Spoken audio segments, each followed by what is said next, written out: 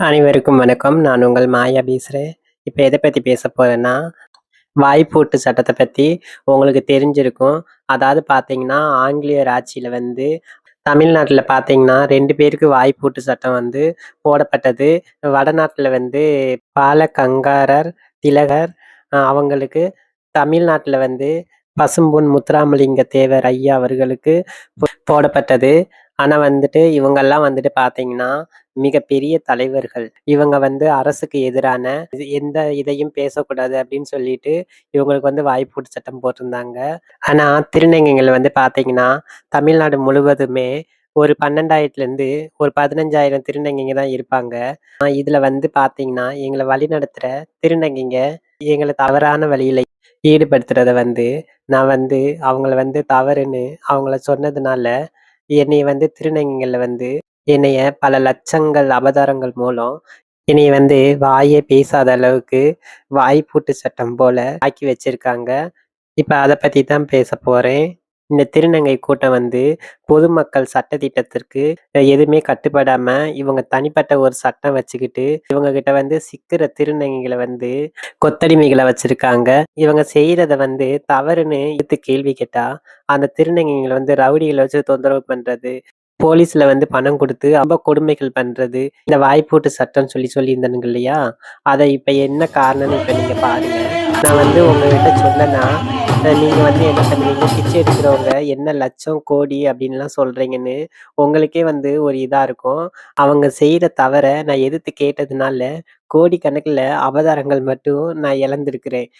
இப்ப பாருங்க, அவங்க பேசுறத பாருங்க. இந்த காணொளியில நான் போடுறேன். ஹலோ. ஆம்பட்டுங்க பாட்டி. ஐயோ. மாயா பேசுறேங்க பாட்டி. மாயாவா? சொல்லுமா. கையில இந்த மாதிரிலாம் பண்றேன். நான் ஏற்கனவே உங்களுக்கு 2 வாட்டி சொன்னேன். கையில என்ன கொடுக்கணும் உனக்கு? சம்பாதிச்சு கொடுத்தல பாட்டி.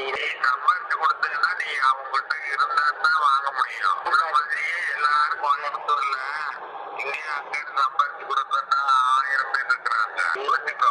இருந்தாலும் ஒரு 2 லட்சமாவது வாங்கி கொடுக்காமல பாட்டி. அதெல்லாம் வாங்கி கொடுக்க மாட்டாங்கப்பா. எல்லாம் ஊர்ல இருந்து இவ்வளவு விவரமா அனுப்பிச்சிருக்காங்க பாரு கோயம்புத்தூருக்கு. என் காலத்துல படி கூட்டிட்டு கொடுத்து நான் 25 லட்சமா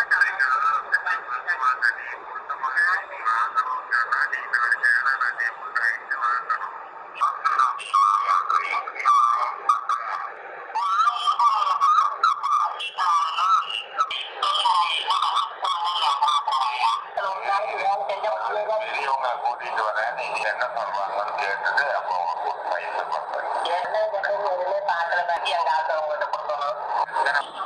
நீ கோயம்புத்தூர்ல எப்படி என்ன பார்த்தா நீ கோயம்புத்தூர்ல கம்பெனி எப்படி இருக்கிறீங்கன்னா பார்த்தா எப்படி இருக்கிறீங்கன்னா பார்த்தா அவங்க அறிவிக்கணும்டா. 50,000 போட்டுருக்கேன். நான் வந்தது வேலை பார்க்கத்தான் வந்தேன். ரவுடிகளை வச்சு மிரட்டிக்கிட்டு இந்த ஊர்லயே இருக்க அளவு பண்றீங்க இல்லைங்களா? ஏமா இப்படி ஏமா சம்பாதிக்கிற?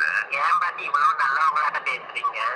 என்னடி தலைவி பட்டோம் நான் எடுத்து போறேன். ஏன் பாட்டி அவன் லைலா டெஸ்ட் மாசத்துக்கு 1 லட்சம் போயிடும், பூஜா டெஸ்ட் 1 லட்சம் போயிடும்,